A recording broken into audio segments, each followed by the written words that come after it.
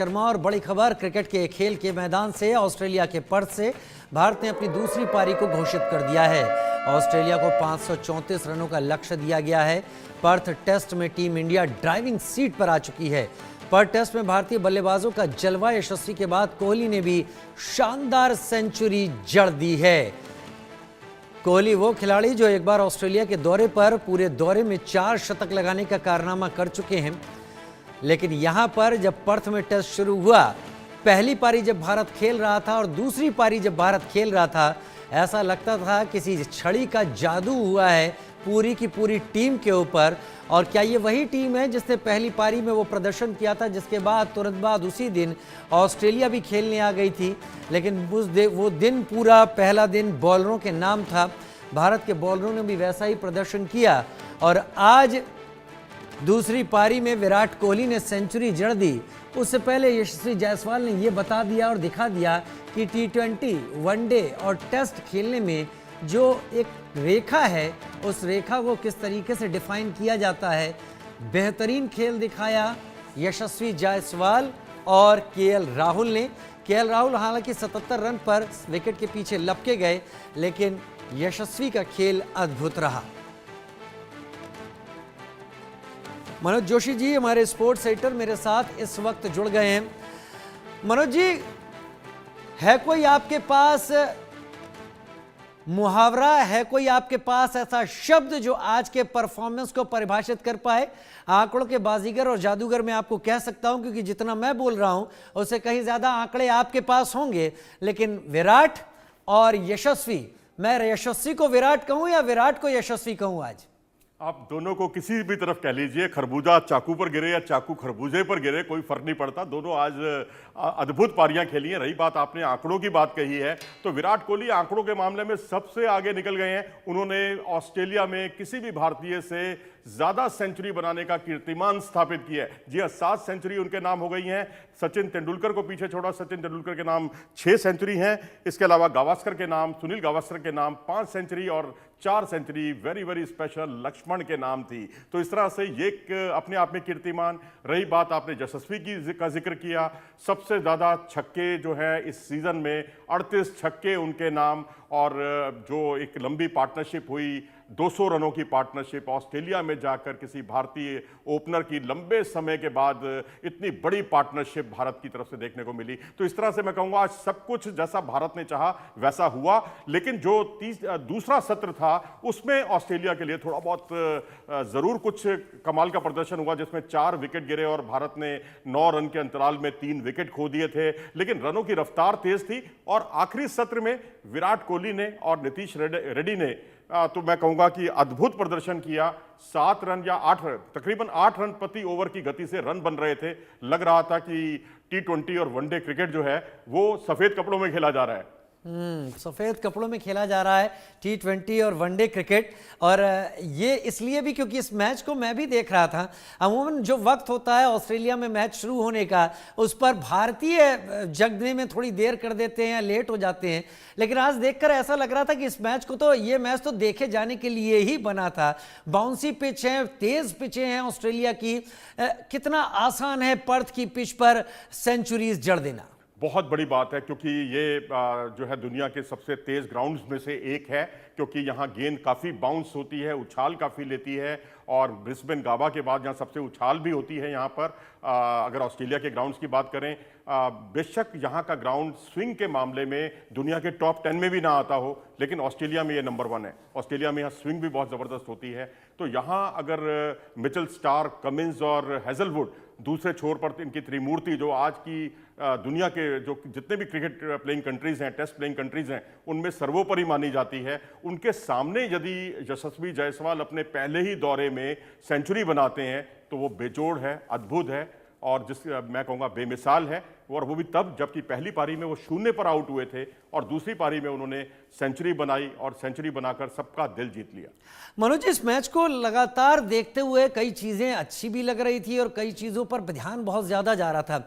मैंने ख़ास तौर पर इस मैच के जो 2 कमेंटेटर थे, एक तो लीजेंडरी रवि शास्त्री जो भारतीय क्रिकेट खिलाड़ी रहे हैं और लेफ्ट आर्म स्पिन करते थे अगर मैं गलत नहीं हूँ तो, और दूसरा वसीम अकरम अकरम जो कि पाकिस्तान के थे। लेकिन दोनों कमेंट्री के दौरान एक बात बहुत ज्यादा रिपीट कर रहे थे, वो कह रहे थे इतनी थकी हुई ऑस्ट्रेलियाई क्रिकेट टीम आज तक नहीं देखी।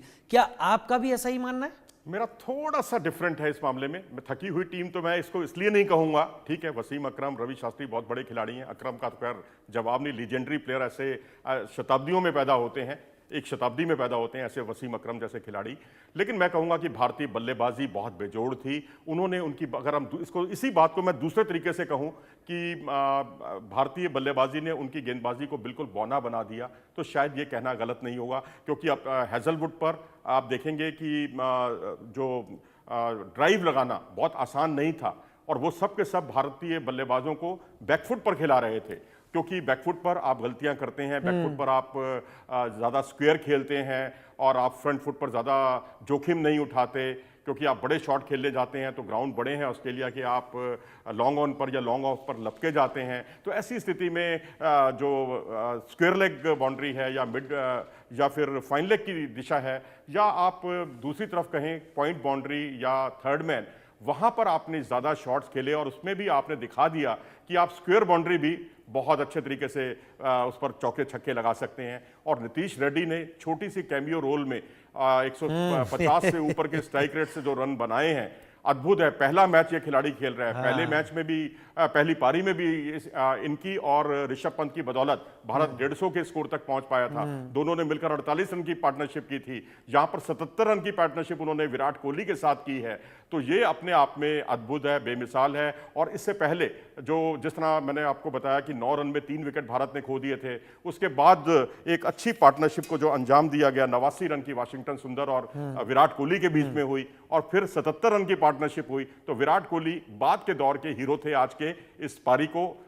जो 534 रन का लक्ष्य दिया गया, जो नामुमकिन सा लक्ष्य है, अब बस हमारा इंटरेस्ट इसमें यही है कि भारत कितने अंतर से ये मैच जीतता है। रेड्डी को कैमियो रोल में मनोज जी देख रहे हैं। कैमियो रोल दर्शकों वो होता है जो आता है, हिट करता है और छाप छोड़ता है और निकल जाता है। इस तरीके के कई सारे कैमियो रोल बड़े कलाकार फिल्मों में करते रहे हैं, लेकिन रेड्डी का एक कैमियो रोल था या नहीं था, इस पर चर्चा बहुत होने वाली है। आपने कहा कि बैकफुट पे खिलाने की बहुत कोशिश की, और मैंने वो पाई ग्राफ देखा जो यशस्वी जायसवाल को लेकर सामने आया था, और वो पाई ग्राफ कह रहा था कि यशस्वी ने बैकफुट पर ही बहुत अच्छे शॉट्स खेले हैं। करीब 32-33% शॉट उसी रीजन में उन्होंने बैकफुट पर जाकर मारे हैं। तो क्या तोड़ हासिल कर लिया पहले ही मैच में ऑस्ट्रेलियाई बॉलिंग का?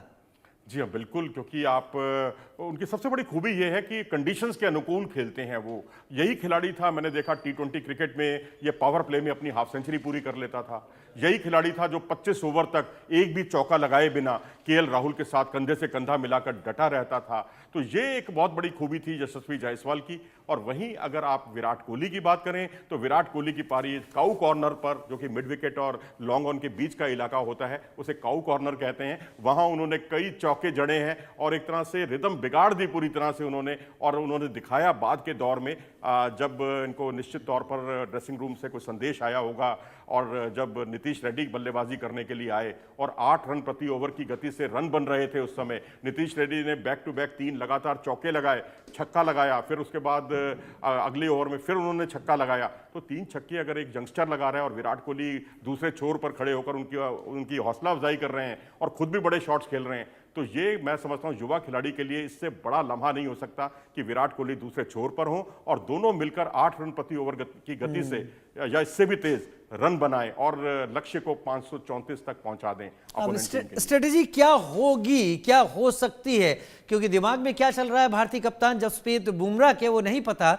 लेकिन अब स्ट्रेटेजी क्या होगी ऑस्ट्रेलिया के खिलाफ, कैसे बॉलिंग करेंगे? पिछली बार तो 5 विकेट हॉल ले गए, इस बार मैं तो यही कहूंगा कि स्ट्रेटेजी यही होनी चाहिए कि आप विकेट पर जाएं, आप रनों की चिंता न करें। रनों का अथाह भंडार है भारतीय बल्लेबाजी, भारतीय टीम के पास, क्योंकि इसमें आप प्रयोग कर सकते हैं। यदि आपके पल्ले रन नहीं थे, देखिए 150 रन थे पहली पारी में, तब भी हमारे जो गेंदबाज हैं उन्होंने 46 रन की बढ़त दिलाई, इतने लिमिटेड रिसोर्सेज में भी। लेकिन अब आपके पास लिमिटेड रिसोर्स नहीं है, अब आप उनको जो है आगे भी खिला सकते हैं, यानी उनको आप ड्राइव के लिए आमंत्रित कर सकते हैं और उसमें लॉन्ग ऑन लॉन्ग ऑफ पर कैच होने की संभावना भी रहेगी। तो ये बल्लेबाजों ने, मैं कहूँगा, काफ़ी कुछ जो काम है वो आसान कर दिया गेंदबाजों का। अब आप विकेट पर जाएं, रनों की चिंता ना करें, रन अथाह भंडार है, रनों की रनों पर लगाम लगाने की आवश्यकता नहीं है, क्योंकि अभी पूरे 2 दिन है और आज का खेल बाकी है। यहां भी अगर कोई विकेट भारत को मिलता है तो वो एक तरह से बोनस होगा। और एक अच्छी खबर, अभी मेरे हाथ में अभी मोबाइल आया, तो अभी एक अच्छी खबर मैं श्रोताओं को बता दूं कि 1 विकेट गिर गया ऑस्ट्रेलिया का, या अब भारत जीत से केवल 9 विकेट दूर है। और जो आउट हुए हैं, आउट होने वाले जो बल्लेबाज हैं वो हैं मैक्सविनी, जी हाँ, नाथन मैक्सविनी, जो डेब्यू कर रहे हैं उनकी तरफ से। वो 0 पर आउट हुए, 4 गेंदों का सामना किया और बुमराह की गेंद पर वो एलबीडब्ल्यू आउट हो गए। क्या बात है। कितना समय बचा है आज का खेल खत्म होने में, और 534 रन का जो टारगेट है मनोज जी, वो क्या अगले 2 दिन के लिए सफिशिएंट आप देखते हैं इस फास्ट पिच पर? 20 से 25 मिनट बचे हैं। आपके सवाल के पहले हिस्से का जवाब दे दूं, और दूसरा हिस्सा आपका सवाल है कि 2 दिन पर्याप्त, बिल्कुल पर्याप्त है जी। मैं तो ये देख रहा हूं कि शायद कल ही ये पुलिंदा चाय काल या चाय के 1 घंटे आधे घंटे के अंदर अंदर बन जाएगा, और 5वें दिन ये आराम करेंगे। अगले टेस्ट मैच के लिए इन्हें आराम भी मिल जाएगा। तो अब क्योंकि WTC की जंग है और उसमें 4 मैच भारत को जीतने हैं 5 में से, और ये भारत ने उसका एक टेलर दिखा दिया है पर्थ में ही। और यहाँ से अब मैं समझता हूँ कि 4 टेस्ट मैच अगर आप ना भी जीत पाए, 3 टेस्ट जीतकर सीरीज भी जीत जाएं, तो भी आपको अन्य टीमों के परिणामों पर निर्भर रहना पड़ेगा, लेकिन आपके चांस रहेंगे। लेकिन 2 मैच नहीं जीत पाए तो आप होड़ से बाहर हो जाएंगे। तो ये आपने आधा काम जो है करने की तरफ हम लोग अग्रसर हो गए हैं, और आगे की राह जो है भारत के लिए मैं समझता हूं मनोबल बढ़ाने वाली ये जीत होगी भारत की। और उसमें गेंदबाजों का आपने कहा 5 विकेट उन्होंने चटकाए थे, लीजिए 6ठा विकेट। मैं तो कहूंगा कि शायद आपकी जुबान पर सरस्वती का वास है। आपने कुछ देर पहले ही कहा था कि बुमराह कुछ करेंगे, और बुमराह ने कर दिया, पहला विकेट चटका लिया है। लेकिन बड़े टूटे मनोबल के साथ भारत ऑस्ट्रेलिया पहुंची थी। न्यूजीलैंड ने सुपड़ा साफ किया था, और वो भी भारत में रहकर कर दिया था। काश कि वो स्कोर नहीं होता तो आज हम लोग को ये नहीं कहना पड़ता कि 3 भी मैच जीतकर अगर सीरीज जीत ली तो बाकियों के परिणामों पर काफ़ी चीज़ें देखी जा सकती हैं। लेकिन इतने टूटे मनोबल के साथ इतना बेहतरीन परफॉर्मेंस, चेंज क्या हुआ है, बदलाव किस चीज़ का है? मैं आपके सवाल का जवाब क्षमा सहित थोड़ी देर में देना चाहूंगा। पहले मैं एक और खुशखबरी अपने श्रोताओं को बता दूं, मोहम्मद सिराज ने दूसरा विकेट भी चटका लिया। पहला विकेट बुमराह को मिला, दूसरा विकेट जो है वो मिला मोहम्मद सिराज को, और इस तरह से 2 विकेट गिर चुके हैं। 9 रन का स्कोर है। मैं अपने शब्द वापस लेता हूं, क्या आज का दिन काफी है 534 का टारगेट? नहीं, अब तो देखिए समय बहुत कम बचा है। और कप्तान आए थे पैट कमिंस, एक नाइट वॉचमैन की तरह, और उनको उन्होंने चलता कर दिया। विराट कोहली जिन्होंने सेंचुरी बनाई, उस सेंचुरी से प्रेरित होकर उन्होंने शानदार कैच लपका। दोनों RCB के खिलाड़ी, एक विकेट चटका रहा है, एक कैच लपक रहा है, और ये भारत के लिए बहुत ही यादगार लम्हा। 3.1 ओवर में 9 रन में 2 विकेट गिर गए हैं उनके। पैट कमिंस वापस लौट चुके हैं, और नाथन मैक्सविनी जो हैं वो भी वापस लौट चुके हैं। तो अब भारत और जीत के बीच में केवल 8 विकेट की दरकार है। मनोज जी, पर्थ की पिच और पर्थ का मैदान बिहेव कैसा करता रहा है अब तक, और क्या इस वक्त जो बिहेव कर रहा है क्या ऐसा ही उसका बिहेवियर रहा है? जी हाँ, बिल्कुल ऐसा ही रहा है, और बहुत तेज विकेट रही है। 2018 में उन्होंने हमें हराया था, तब भी वहां पर विराट कोहली ने शानदार सेंचुरी बनाई थी। और जो 4 मैच यहां पर हुए हैं, पर्थ का ये नया ग्राउंड है। पर्थ का एक पुराना ग्राउंड भी था, वो भी बहुत तेज पिच थी। यहां भी बहुत तेज पिच है, बाउंस काफी ज्यादा है। आज तो असमतल उछाल था, जिस पर आपने देवदत्त पड्डीकल को आउट होते हुए देखा, और कई, मैं समझता हूं भारतीय खिलाड़ी भी इसका फायदा उठाएंगे असमतल उछाल का। तो यहां 4 मैच खेले, चारों ही ऑस्ट्रेलिया जीता है। तो एक तरह से एक नई इबादत लिखेगी भारतीय टीम कि भी ऑस्ट्रेलिया को ऑस्ट्रेलिया में पर्थ में हराया जा सकता है। हालांकि पर्थ के पुराने ग्राउंड पर भारतीय टीम हरा चुकी है। जहीर खान और ईशांत शर्मा की जोड़ी ने कमाल का प्रदर्शन वहां किया था, और यहां पर जसप्रीत बुमराह हो, चाहे आपके एक अच्छा टीम वर्क कह लीजिए, यशस्वी जायसवाल की सेंचुरी, विराट कोहली की सेंचुरी, और KL राहुल को हम नहीं भूल सकते, उन्होंने उनके 77 रन, और उसके बाद नीतीश रेड्डी का दोनों पारियों में शानदार उनकी बल्लेबाजी, तो और ऋषभ पंत की पहली पारी में बहुत शानदार बल्लेबाजी और 48 रन की भागीदारी, इन सब ने मिलकर भारतीय टीम की बल्ले बल्ले कर दी है। इन सब ने भारतीय टीम की बल्ले बल्ले कर दी। लेकिन पिच का जो मिजाज था वो तो बाउंसी और काफ़ी पेस था उसमें। लेकिन मैंने देखा कि मानस लाबुशेन को देखा, जब उनको बॉल पकड़ाई गई तो उनका खुद का वो जो बॉलिंग जिस तरफ उन्हें करनी चाहिए थी, या तो उनका हाथ बाहर जा रहा था, वो बाहर निकल रही थी बॉलें। कई सारी आपने भी बॉलें देखी होंगी जो बाई चली गई 4 रनों के लिए। उसकी बड़ी वजह यह है कि मानस लाबुशेन जो है स्वाभाविक तौर पर एक लेग स्पिनर है, लेकिन यहाँ इस दौरे में वो कर रहे हैं फास्ट बॉलिंग कर रहे हैं, मध्यम गति की तेज गेंदबाजी कर रहे हैं, 131-132 किलोमीटर प्रति घंटे की रफ्तार से गेंदबाजी कर रहे हैं। हमारे नीतीश रेड्डी से ज़्यादा रफ्तार है उनकी, जबकि हमारे नीतीश रेड्डी ऑलराउंडर हैं, परिवर्तन के तौर पर वो लाए जाते हैं। लेकिन यहाँ पर मैं समझता हूँ कि बाद में वो लेग स्पिन पर भी आ गए, उनको फास्ट बॉलिंग पे आना ही नहीं चाहिए था, क्योंकि उनकी 93% बॉल्स शॉर्ट पे डिलीवरीज थी, शॉर्ट बॉलें उन्होंने ज़्यादा की और उसी का कोई खमियाजा नहीं हुआ, बल्कि भारतीय बल्लेबाजों को पर्याप्त समय मिला। और असमतल उछाल तब है जब आप थोड़ा गेंद को आगे करें। ये एक रणनीतिक भूल थी, मैं समझता हूं कि आपने उनको लगाए रखा और लगातार वो शॉर्ट बॉल करते रहे, कोई इंपैक्ट नहीं छोड़ पाए और भारतीय बल्लेबाजों ने उनका भी खूब फायदा उठाया। मैंने ये भी देखा कि पहले दिन ये पिच बहुत ग्रीन थी, उसके बाद तीसरा दिन आया, पिच के कलर बदलता चला गया। क्या ये पिच कल वही वैसा ही बिहेव करेगी जैसा आज कर रही है? पहले दिन जब विकेटों की झड़ी लग गई थी, कल ऐसा बिहेव कर सकती है? देखिए, एक्सपर्ट्स का तो यही कहना है कि यहाँ पर दरारें जो हैं हो सकता है खुल जाएं, लेकिन मुझे लगता है कि तीसरे दिन भी दरारों की बात की जा रही थी, दरारों ने कोई काम नहीं किया अपना। हाँ, असमतल उछाल का फर्क जरूर पड़ा, लेकिन दरारों पर कोई बहुत ज़्यादा दरारों से बॉल ज़्यादा टर्न हुई हो, स्पिनर की बॉल, या फिर बहुत ज़्यादा उसका असर इम्पैक्ट दिखाई दिया हो, ऐसा मुझे तीसरे दिन तो कम से कम नहीं दिखा। अगर ये ना भी रहे तो मैं समझता हूं कि जो नई गेंद होती है कूकाबूरा बॉल, वो बहुत खतरनाक होती है। 20 से 25 ओवर निकालने बड़े मुश्किल हो जाते हैं और 25 ओवर के बाद जो है ये अपना जब चमक होती है, सॉफ्ट हो जाती है बॉल, उस पर जो है शॉट्स खेलना यानी रन बनाना थोड़ा आसान हो जाता है। तो यहाँ पिच उतनी हरकत नहीं कर रही जितने की बॉल कर रही है, और बॉल मैं ये कहूँगा कि जितना 25-30 ओवर के अंदर आप उनके विकेटें उखाड़ें, ज़्यादा से ज़्यादा उखाड़ें, उतना ही भारतीय टीम के लिए अच्छा रहेगा और जल्दी हम लोग रेस्ट करेंगे, 5वां दिन हमें खेलना ही ना पड़े, तो ये आदर्श स्थिति होगी। आप सही कह रहे हैं, क्योंकि जब नई बॉल ली गई थी, उस नई बॉल को लेने के बाद सबसे पहला एक एक करके फिर विकेट गिरे थे। वो नई बॉल आने के शायद 4-5 ओवर के बाद ऐसी चीज़ें शुरू हो गई थी, फिर उन्होंने संभालने की कोशिश की।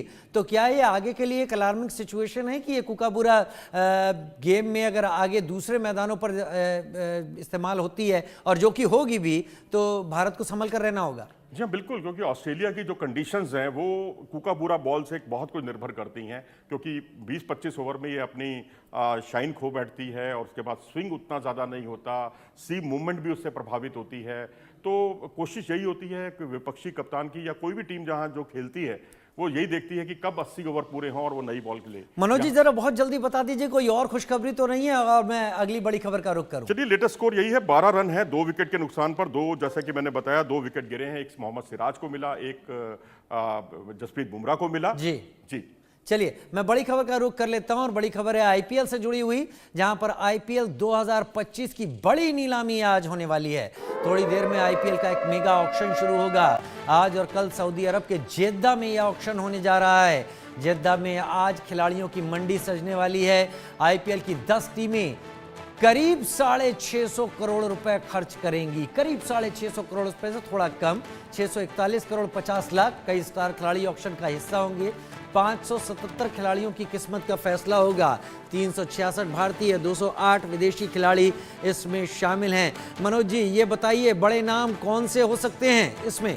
देखिए, ये सबसे बड़ी बात तो यहाँ पर यह है कि केएल राहुल, श्रेयस अय्यर और ऋषभ पंत, ये सबसे बड़े नाम हैं। ये कप्तान थे पिछली बार आईपीएल सीजन के अपनी अपनी टीमों के, और अब इससे बड़ा विडंबना क्या होगी कि विनिंग टीम का कप्तान जो है उनको भी रिटेन नहीं किया गया। मैं बात श्रेयस अय्यर की कर रहा हूँ। श्रेयस अय्यर जिनको लेकर मैं समझता हूँ दिल्ली कैपिटल्स पलके बिछाई होगी कि वो उनको, अब ऋषभ पंत को रिटेन नहीं किया गया है तो वो चाहेगी कि उनको रिटेन करें। और ऋषभ पंत के पीछे किंग्स भी हैं, सुपर किंग्स भी हैं, दोनों चाहेंगे कि वो उनको अपनी टीम में शामिल करें। और रही बात केएल राहुल की, जो कि एलएसजी के कप्तान हुआ करते थे पिछले सीजन में, उनको रिटेन नहीं किया गया है, तो वो जा रहे हैं आरसीबी में। ऐसे प्रयास किए जाएंगे।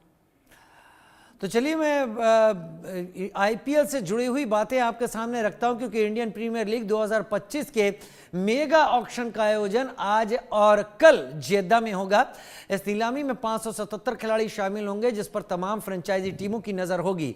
कुल 46 खिलाड़ियों को 10 टीमों ने रिटेन किया है। कोलकाता नाइट राइडर्स और राजस्थान रॉयल्स ने अपने पूरे 6 रिटेंशन का उपयोग किया है। इन 577 खिलाड़ियों में 12 मार्की खिलाड़ी शामिल हैं जिन्हें 2 सेटों में बांटा गया है। ये सबसे पहले ऑक्शन में लाए जाएंगे। इस बार के ऑक्शन से पहले Delhi Capitals, Kolkata night Riders, Punjab Kings, royal Challengers Bengaluru और लखनऊ सुपर जायंट्स ने अपने अपने कप्तान को रिलीज कर दिया था। ऐसे में इन सभी टीमों की नजर कप्तान पर रहेगी। ऋषभ पंत को लेकर, जैसा मनोज जी भी कह रहे थे, काफी बातें की जा चुकी हैं। सबको इस बात का इंतजार है कि उनकी बोली कितनी ऊंची लगती है और वो किस टीम में जाएंगे। मनोज जी मेरे साथ लगातार जुड़े हुए हैं। मनोज जी, मैंने कहीं पर यह भी बातें सुनी है, मैं कहां पर सुनी वो तो नहीं बताऊंगा क्योंकि सोशल मीडिया का दौर है, पेपर पे खबरें छप रही हैं जगह जगह कि ऋषभ पंत को लेकर जो कयास लगाए जा रहे हैं कि 25 करोड़ तक उनके दाम दिए जा सकते हैं। कौन देगा मुझे नहीं पता, क्या ये सच है ये भी मुझे नहीं पता, ये आप बताइए। देखिए, मैंने अभी जैसे थोड़ी देर पहले कहा कि किंग्स और सुपर किंग्स उन पर पलके बिछाए हुए हैं, उन पर बोली लगाएंगे, लेकिन अब यहाँ पर ये बहुत कुछ डिपेंड करता है कि आपके पर्स में आपने रिटेन जो खिलाड़ी किए हैं उसके बाद कितना पैसा बचा है। और सबसे ज़्यादा पैसा इस समय पंजाब किंग्स के पास है और उनके पास 110.5 करोड़ रुपए हैं। तो वो उन पर अगर आपने जैसा कि 25 करोड़ की संभावना व्यक्त की है तो वो मुमकिन है, क्योंकि पिछली बार भी जो है 2 खिलाड़ी जो थे, मिचेल स्टार्क और कमिंस, इन पर 25 करोड़ के आसपास की बोली लगी थी। सबसे महंगे खिलाड़ी जो है मिचेल स्टार्क साबित हुए थे। इस बार मुझे नहीं लगता कि उन पर इतना पैसा जाएगा, लेकिन हाँ, ऋषभ पंत पर बोली बहुत ज़्यादा ऊपर जा सकती है। वो और आरसीबी, इनके पल्ले काफ़ी पैसे हैं, क्योंकि 110.5 करोड़ पंजाब के पास हैं, आरसीबी के पास 73 करोड़ हैं और दिल्ली कैपिटल के पास 76.25 करोड़ हैं। तो ये 3 टीमें बड़ी बोली लगा सकती हैं, वहां ये मुमकिन है। और वहीं मैं आपको ये भी बता दूं कि यहां एक आरटीएम जो होता है, जिसमें आप अपने प्लेयर को चुन सकते हैं, रोक सकते हैं, राइट टू मैच बोलते हैं इसको। केकेआर और राजस्थान रॉयल्स, ये 2 टीमें हैं जिनके पास अब कोई वो आरटीएम का इस्तेमाल नहीं करेंगे, क्योंकि उन्होंने 6 खिलाड़ियों को रिटेन कर लिया है। और वहीं Chennai super king, Mumbai Indians, Gujarat Titans और लखनऊ सुपर जायंट्स, ये एक खिलाड़ी को जो है आरटीएम का इस्तेमाल कर सकती हैं, यानी उन पर कोई बोली लगाता है तो उसको वो रोक सकती हैं और अपनी टीम में शामिल कर सकती हैं। दिल्ली कैपिटल्स 2 और आरसीबी 3 और पंजाब किंग्स 4 खिलाड़ियों पर ये काम कर सकती है। तो उन्होंने केवल 2 खिलाड़ियों को ही रिटेन किया है पंजाब ने। तो पंजाब का पलड़ा भारी है इस समय, उनके पास चॉइस रहेगी और जो बड़ी बोली हो और उनको लगे कि ये प्लेयर हाथ से नहीं जाए तो वो जैसा चाहेंगे वैसा करेंगे। चलिए, आप अपनी गट फीलिंग बताइए, सबसे ज्यादा भूख किसके अंदर है, किस टीम के अंदर कि इन बड़े प्लेयर्स को अपने पास ले ले?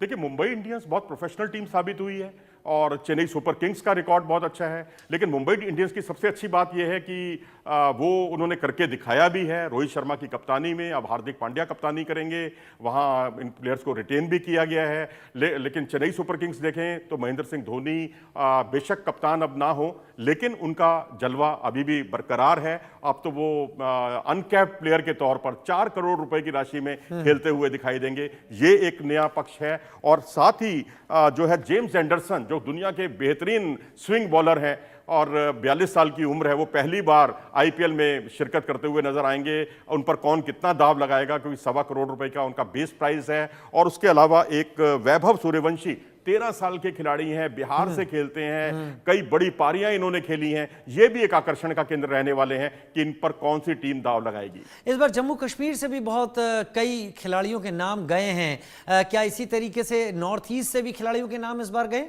देखिए, जम्मू कश्मीर में कुछ खिलाड़ियों में संभावनाएं दिखाई दी हैं, लेकिन नॉर्थ ईस्ट की अगर बात करें तो वहाँ बहुत लिमिटेड स्कोप है, क्योंकि वहाँ हमने मणिपुर के प्लेयरों को, सिक्किम के प्लेयरों को, मुझे लगता है कि हमारी जो डीडीसीए है, दिल्ली डिस्ट्रिक्ट क्रिकेट एसोसिएशन, इसकी जो तमाम क्लब हैं वो भी शायद वहाँ की जो टीमें हैं उनको हरा देंगी बहुत आसानी के साथ। उनको अभी वो बिल्कुल वहाँ क्रिकेट जो है शैशव अवस्था में है।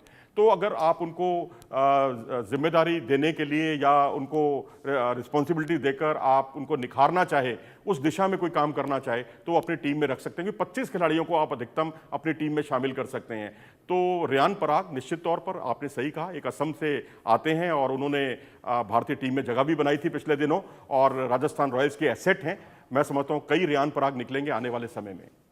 आने वाले समय में कई रियान पराग निकलेंगे। समय कितना बचा है इस आईपीएल ऑक्शन को शुरू होने में? और जेद्दा में तो खासी एक्टिविटी होगी इस वक्त। जी हाँ, बिल्कुल 3:30 बजे भारतीय समय के अनुसार ये बोली का सिलसिला शुरू हो जाएगा और 1.5 घंटे ये सिलसिला चलेगा, फिर 45 मिनट का ब्रेक होगा और उसके बाद रात 9:30 बजे तक ये सिलसिला चलेगा और यही स्थिति कल भी रहेगी, अगले दिन भी रहेगी, यानी रविवार और सोमवार। मनोज जी, बहुत धन्यवाद इस जानकारी के साथ हमारे साथ जुड़ने के लिए। आपका नजरें बनी रहेंगी आईपीएल पर भी और उस क्रिकेट मैच पर भी जो ऑस्ट्रेलिया में खेला जा रहा है। फिलहाल एक छोटा सा ब्रेक, जल्द